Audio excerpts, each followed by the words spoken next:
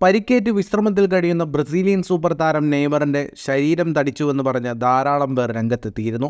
ഇപ്പോഴിതാ ഈ വിഷയത്തിൽ പ്രതികരിച്ചുകൊണ്ട് മുന്നോട്ട് വന്നിരിക്കുകയാണ് നെയ്മർ. അമിതഭാരം ഉണ്ടാവുമെന്നും പക്ഷേ തനിക്ക് തളർച്ചയില്ലെന്നുമാണ് ബ്രസീലിയൻ സൂപ്പർ താരം പറഞ്ഞത്. തൻ്റെ സോഷ്യൽ മീഡിയയിലൂടെ പ്രതികരിക്കുകയായിരുന്നു നെയ്മർ. വണ്ണം കൂടിയിട്ടുണ്ട്, പക്ഷേ അമിതഭാരമാണോ? എനിക്കങ്ങനെ തോന്നുന്നില്ല. എന്നെ വെറുക്കുന്നവരോട് ഒന്നും പറയാനില്ല, അവർ എങ്ങോട്ടെങ്കിലും പോവുകയെന്നും നെയ്മർ പറഞ്ഞു. റൊസാരിയോയുടെ 58ാം പിറന്നാൾ ആഘോഷ പാർട്ടിയിൽ പങ്കെടുത്ത നെയ്മറിൻ്റെ ശരീരഭാരം കൂടിയതായി ധാരാളം ചർച്ചകൾ നടന്നിരുന്നു. ഇതിനെതിരെ ധാരാളം ആരാധകരും സോഷ്യൽ മീഡിയയിലൂടെ പ്രതികരണവുമായി രംഗത്ത് വന്നിരുന്നു. ലോകകപ്പ് യോഗ്യതാ മത്സരത്തിൽ ഉറുഗ്വേക്കെതിരെയുള്ള മത്സരത്തിലായിരുന്നു നെയ്മറിന് പരിക്കേറ്റത്.